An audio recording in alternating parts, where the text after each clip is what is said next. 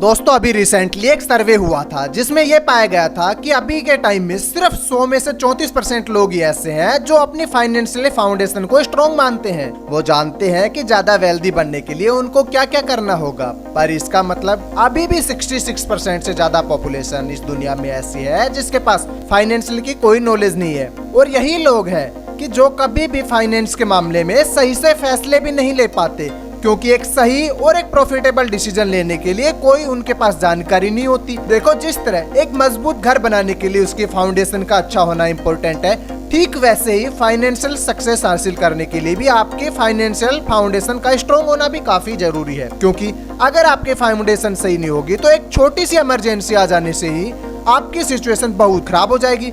आज की जो वीडियो है इसमें हम आपको पैसे के कुछ ऐसे बेसिक्स रूल बताएंगे जो सिर्फ कहने को ही बेसिक्स है, पर आगे चलकर यही रूल्स हमारी फाइनेंशियल फाउंडेशन को काफी स्ट्रॉन्ग बनाएंगे। तो आने वाले कुछ मिनट्स आपके लिए काफी इंफॉर्मेटिव होने वाले हैं, तो इसलिए इस वीडियो को बहुत ध्यान से देखिए। तो लेट्स बिगिन। पहला रूल कहता है, you don't have to buy everything you want.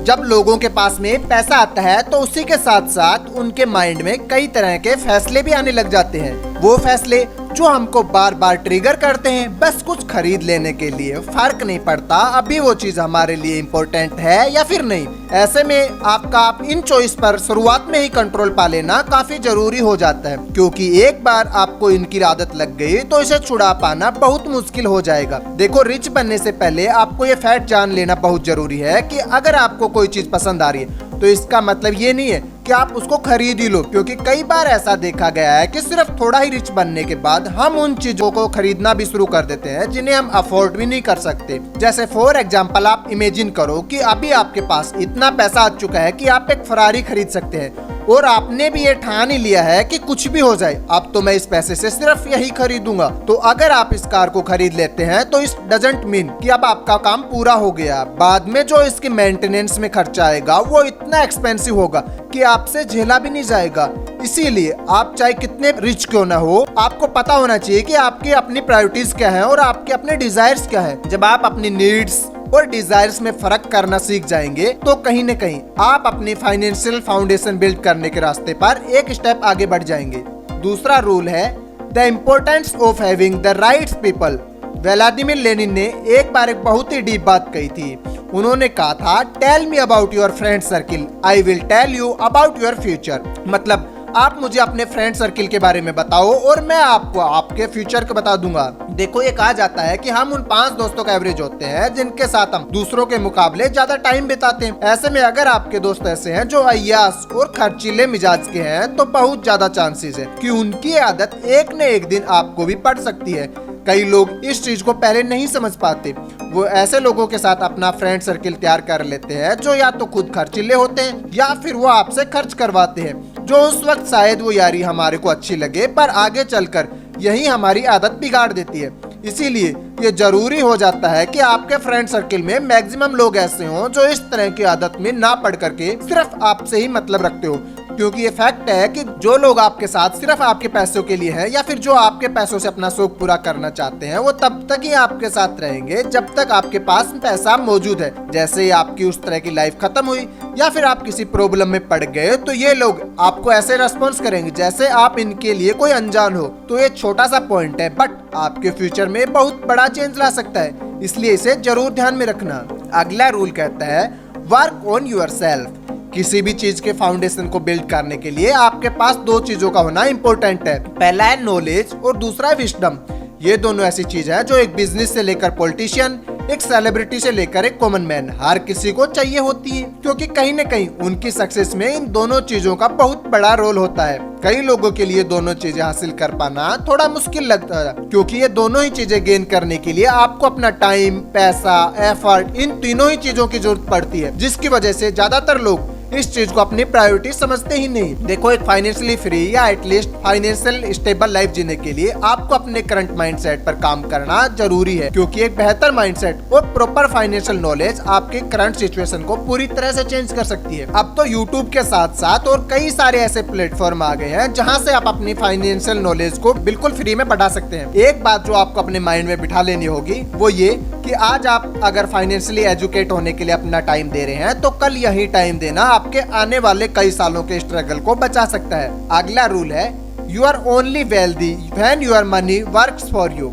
ये मान लेते हैं कि अभी आप कोई ऐसा बिजनेस कर रहे हैं या फिर ऐसी जॉब कर रहे हैं जहां से आपको काफी अच्छी कमाई हो रही है, बट इन केस उस बिजनेस या जॉब में कोई प्रॉब्लम आ जाती है जिसकी वजह से आपको इनकम आना रुक जाती है, तो यकीन मानिए इस स्टेज पर भी आप अपने आप को अमीर नहीं मान सकते, क्योंकि भले ही आपको उस जगह से आपको कितनी ही इनकम क्यों न हो रही हो, अगर पूरी तरह से आप अपनी सिर्फ उसी इनकम पर डिपेंडेंट हैं तो ये एक अलर्ट साइन है। एक अलर्ट साइन जो बताता है कि कभी भी हमको सिर्फ एक चीज पर निर्भर नहीं रहना चाहिए। अपने काम के साथ साथ थोड़ा एक्स्ट्रा टाइम भी जरूर निकालो और उस टाइम आप उस चीज पर काम करो जो आपके लिए एक नया इनकम सोर्स बनाए, जिससे गौर ना करे अगर आपको कहीं मेन काम में कोई दिक्कत हो जाती है तो आपको कोई बड़ा झटका नहीं लगेगा, क्योंकि एटलीस्ट अभी आपके पास एक सेकंड इनकम सोर्स होगा जो आपकी उस इमरजेंसी को मैनेज करने में आपकी बहुत हेल्प करेगा। इसीलिए अब थोड़ी सी ज्यादा मेहनत कर लो और एक सेकंड सोर्स ऑफ इनकम अपने लिए जरूर तैयार करो। 5वां रूल है इन्वेस्टमेंट। जब भी बात फाइनेंशियली फाउंडेशन बिल्ड करने की हो तो यहाँ पर शुरुआत हमेशा इन्वेस्टमेंट से ही होती है,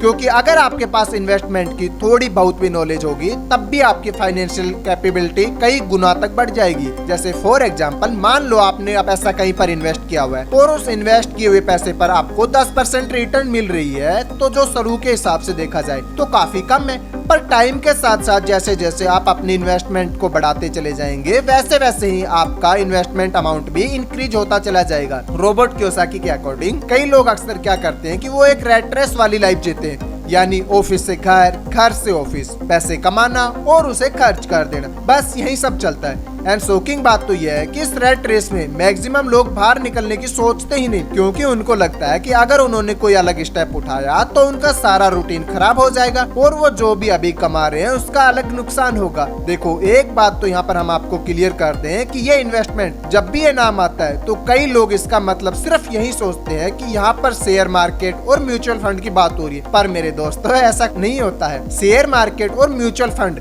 इन्वेस्टमेंट का एक ऑप्शन है और इसके अलावा और भी बहुत सारे तरीके हैं जहां पर आप अपने फ्यूचर के लिए इन्वेस्ट कर सकते हो, फिर चाहे वो सेविंग अकाउंट में हो, गोल्ड में हो, प्रॉपर्टी में हो, किसी टैक्सी को खरीदकर उसको रेंट पर देने में हो, या फिर किसी में भी हो। आपकी किसी भी तरह की इन्वेस्टमेंट आपके फ्यूचर लाइफ को बेटर बनाने में एक बहुत बड़ा रोल प्ले करती है। इसलिए इन्वेस्टमेंट चाहे किसी भी तरह की करो, उसकी नॉलेज लेकर उसके बारे में जानकर इन्वेस्ट करना शुरू कर दो। इस इन्वेस्टमेंट में कौन कौन से ऐसे पॉसिबल तरीके हैं, अगर ये आपको जानना है तो आप हमें कमेंट सेक्शन में बता सकते हैं, हम इस पर जरूर वीडियो बना देंगे। बट अभी के लिए वो लोग जिनके पास इन्वेस्ट करने के लिए कोई पैसा नहीं है उनको हम बता दें कि अब भी वो अपनी इन्वेस्टमेंट की शुरुआत कर सकते हैं, पैसा लगा कर नहीं, अपना टाइम इन्वेस्ट करके। मैं खास करके स्टूडेंट को ये बात कहना चाहेंगे कि अभी आपके पास इतना टाइम है कि आप अपने फ्यूचर को एक सही डायरेक्शन में ले जा सकते हो, और इसके लिए अभी से ही अपनी फाइनेंशियल फाउंडेशन को इतना स्ट्रॉन्ग कर लो कि आगे चलकर आपको पैसों के लिए ज्यादा स्ट्रगल ना करना पड़े।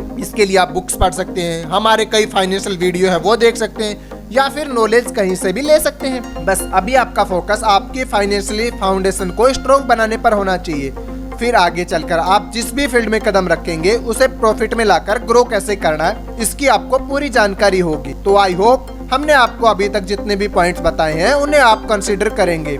इस वीडियो से अगर आपको थोड़ी भी हेल्प मिली हो तो इसे लाइक और शेयर जरूर करें। तो हम मिलते हैं आपको अपनी अगली वीडियो में, तब तक के लिए stay safe, stay healthy and take care.